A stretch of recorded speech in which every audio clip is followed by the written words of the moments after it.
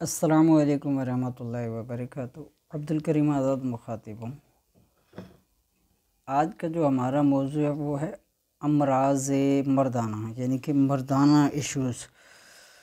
آپ نے اکثر دیکھا ہوگا مختلف چینلز پہ، مختلف کتابوں میں لوگ دھڑا دھڑ مردانہ قوت کے حوالے سے نسخہ جات وغیرہ دے رہے ہوتے ہیں، اور کافی جو لوگ سمجھ نہیں پاتے ہیں وہ اس طرح چینل سے یا اس طرح کے کتابوں سے نسخے دیکھ دیکھ کر بنا رہے ہوتے ہیں، لیکن پھر بھی کوئی فائدہ نہیں ہو رہا ہوتا ہے۔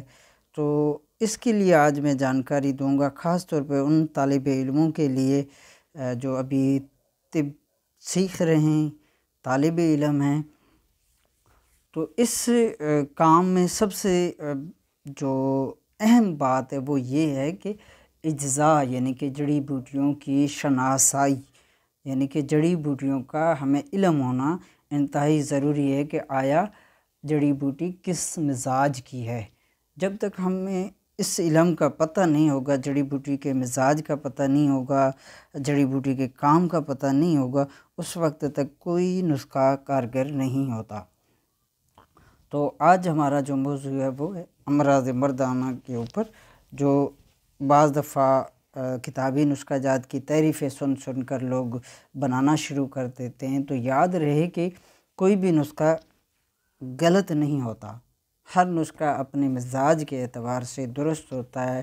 اب شناخت یہ کرنی ہے کہ آیا مرض کا سبب کیا ہے، اگر مردانہ کمزوری ہے تو اس کا سبب کیا ہے، وجہ تلاش کرنا اہم ہوتا ہے، نہ کہ نسخہ تلاش کرنا۔ نسخہ جات تو ہم اپنے کچن میں، باورچی خانے میں بھی بنا سکتے ہیں، اپنے مسالہ جات سے بھی بنا سکتے ہیں کہ نسخہ کیسے بن سکتا ہے، لیکن اصل ہے شناخت، تشخیص کہ وجہ مرض کس وجہ سے پیدا ہوا، اس کے اسباب کیا ہیں، اور کن کن وجوہات کی بنا پر یہ مرض پیدا ہوا، لاحق ہوا۔ تو یاد رہے کہ جتنے بھی اتباع کرام کے کتب میں نسخہ جات ہیں، تو ایک بات یاد رکھیں کہ قوت بہا کا جتنے بھی نسخہ جات ہیں وہ زیادہ تر خشک گرم ہوتے ہیں۔ اب سوال یہاں پہ یہ پیدا ہوتا ہے کہ کیا خشک گرم ہر ایک بندے کو دوائی یا نسخہ جات بنا کر کھانے چاہیے یا نہیں؟ تو اس کے لیے یہ ہے کہ ہرگز نہیں کھانے چاہیے۔ وجہ یہ کہ جب تک آپ کو وجہ مرض کا پتہ نہ چلے۔ اب گرم خشک ادویات پر مبنی نسخہ جات کس کو فائدہ مند، کس کے لیے فائدہ مند ہے؟ تو یاد رکھیں کہ اعصابی، یعنی کہ دماغی بلغم، نزلہ، زکام، یوں سمجھ لے کہ کف کے امراض، یعنی کہ بلغمی امراض جس کو ہوں، اس کے لیے گرم خشک دوائی کارگر ثابت ہوتی ہے، باقی کے لیے نہیں۔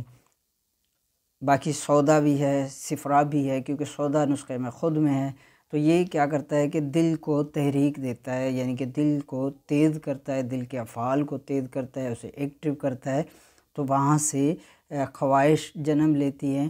پھر جو بلغم ہوتا ہے ہمارے وجود میں، اسے دھیرے دھیرے خشک کرنا شروع کر دیتا ہے، رطوبات کو خشک کرتا جاتا ہے، تو یوں دوبارہ قوت بحال ہو جاتی ہے۔ تو یاد رکھیں کہ کوئی بھی نسخہ اس طرح بنا کر استعمال کرنا، اپنے طور پہ مختلف چینل سے یا مختلف کتابوں سے اپنے طور پر نسخہ جات بنا کر استعمال کرنا قطعاً فائدہ مند نہیں ہے، بلکہ نقصان کا سبب بن سکتا ہے۔ تو کوشش کیجئے، زندگی ایک بار ملتی ہے، اس طرح کا کوئی نسخہ نہ بنا کر استعمال کریں جس سے زندگی کو نقصان ہو۔ تو آج کا ہمارا جو موضوع ہے وہ ہے امراض مردانہ۔ تو یہ طریقہ ہے سیمپل اور سادہ، حسب ضرورت لونگ لینے ہیں۔ یہ آپ پر منحصر ہے کہ آپ کتنے لیتے ہیں، میں صرف آپ کو وزن بتا دیتا ہوں کہ 10 گرام لونگ لینے ہیں، اور 1 گرام سے لے کر 3 گرام تک زعفران لینی ہے۔ اچھے والی زعفران لے لینی ہے، تو 1 گرام سے لے کر 3 گرام تک، یہ اب آپ پر منحصر ہے کہ آپ کون سی زعفران کتنی لینا چاہتے ہیں، 1 گرام لینا چاہتے ہیں یا 3 گرام لینا چاہتے ہیں۔ طریقہ یہ ہے کہ بوہڑ جسے برگد بھی کہتے ہیں، عام طور پہ ہندوستان پاکستان میں پایا جانے والا درخت ہے، یہ عام طور پر ہر جگہ پایا جاتا ہے۔ تو اس درخت کا دودھ نکال لینا ہے حسب ضرورت، بس اتنا ہو کہ آپ کے 10 گرام لونگ جو ہیں یہ اچھی طرح تر ہو جائیں، یعنی کہ ڈوب جائیں بس۔ تو یہ آپ نے دودھ، بوہڑ کا دودھ، برگد کا دودھ لے کر اس کے اندر، لونگ کے اندر شامل کر لینا ہے، پھر اسے رکھ دینا ہے، محفوظ کر لینا ہے۔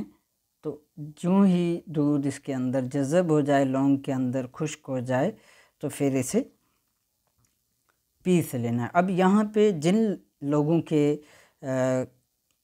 علاقے میں سہولت سے، آسانی کے ساتھ برگد کا دودھ میسر ہے، تو انہیں چاہیے کہ وہ یہاں پہ 3 مرتبہ تر خشک کر لے، یعنی ایک بار ہم نے اس میں لونگ میں دودھ ڈالا، اس کے بعد جب وہ خشک ہو تو دوسری بار ڈالنا ہے، جب وہ دوسری بار کا دودھ خشک ہو جائے تو پھر تیسری بار کا ڈال لینا ہے۔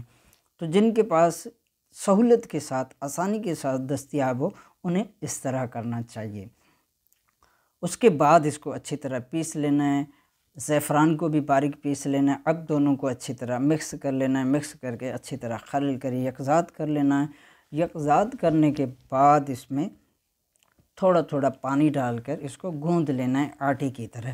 اس کے بعد اس میں حسب ضرورت آدھا چمچ یا 1 چمچ زیتون کا تیل ڈال دینا ہے، یا بادام کا تیل ہو یا سرسوں کا تیل ہو، باشرط کوئی خالص تیل ہونا چاہیے آپ کے پاس، یا کسٹرڈ آئل ہو گیا، کوئی بھی جس روغن پہ، جس تیل پہ آپ کو 100% یقین ہو کہ یہ خالص چیز ہے، تو وہ شامل کر لیجئے اس میں، اور اچھی طرح اس کو خلل کر لیجئے۔ خلل کرنے کے بعد اس میں آپ نے سیاہ مرچ برابر گولیاں بنا لینی ہیں، چھوٹی چھوٹی گولیاں بنا کر اس کو خشک کر لینا ہے اور محفوظ کر کے رکھ لینا ہے جب اچھی طرح خشک ہو جائیں۔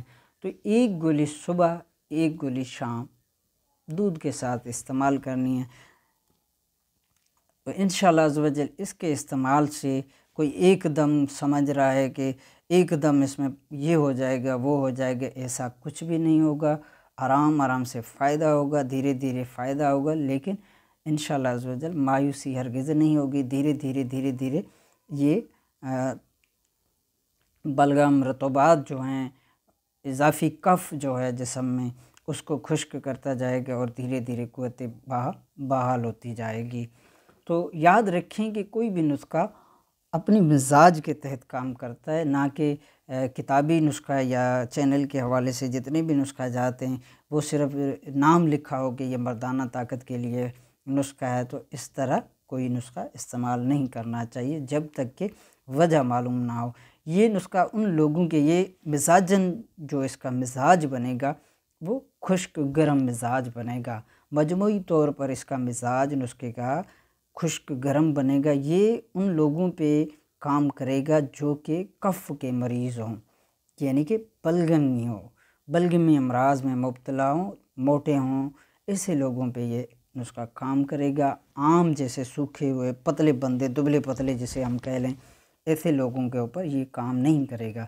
ایسے لوگوں پہ کام کرنے کے حوالے سے پھر اس 10 گرام اگر یہ ہماری چیزیں بنی ہوئی ہیں تو ہمیں 50 گرام کم سے کم اشغند ناگوری شامل کرنا ہوگا، تب جا کر کسی حد تک یہ کام کرنا شروع کرے گا، وہ بھی گرم مزاجوں کے اوپر۔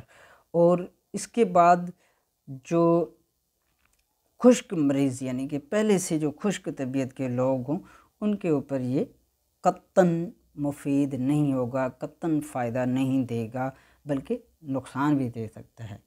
ایسے لوگوں کے اوپر کوئی بھی چیز اس طرح کی نہیں دینی چاہیے، یعنی کہ صفرا والے جو لوگ ہیں ان کے اوپر اور سودا والے لوگوں کے اوپر اتنا کام نہیں کرے گا جتنا کام یہ بلغم والے مریضوں پہ، کف والے مریضوں کے اوپر کرے گا۔ تو لہٰذا کوئی بھی نسخہ جب بنائیں تو آپ کو یہ علم ہونا چاہیے کہ نسخے کا مزاج کیا ہے، اس کی طبیعت کیسی ہے، اور جس کو ہم دے رہے ہیں، جسے ہم کھلا رہے ہیں، اس کی طبیعت کیا ہے، آیا طبیعت کے مطابق ہم دے رہے ہیں یا نہیں۔ بس بعض دفعہ کیا ہوتا ہے کہ لوگ بس نام سنتے ہیں کہ قوت بہا کا نسخہ ہے، جی بس بنایا، اور وجہ کا پتہ ہی نہیں کہ اگلے کے جو سبب ہے، اسباب ہیں مرض کے یا اس کا مزاج ہے، اس کا پتہ ہی نہیں، وہ کھانا دڑا دڑ شروع کر دیتے ہیں۔ اس طرح کوئی بھی چیز، کوئی بھی چیز، چاہے وہ یہاں میرے چینل سے ہو یا کسی اور چینل سے ہو یا کسی اور کتاب سے ہو، وہ اس طرح